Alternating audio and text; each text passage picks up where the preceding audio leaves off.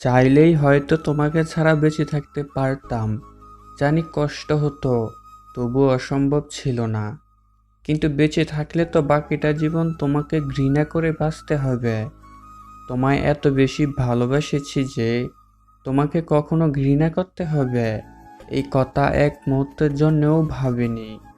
ভাববই বা কেন? আমার ভালোবাসা তো বাজে ছিল না। আজ আমার এই ভালোবাসাকে আমি ঘৃণার কাছে এত সহজে হেরে যেতে দেই কি করে বলো? তাই ঘৃণা করে বেঁচে থাকার চেয়ে তোমায় ভালোবেসেই চলে গেলাম। আজ এই পর্যন্তই। কথাগুলো যদি আপনার ভালো লেগে থাকে তাহলে সেটি কমেন্ট করে জানাবেন।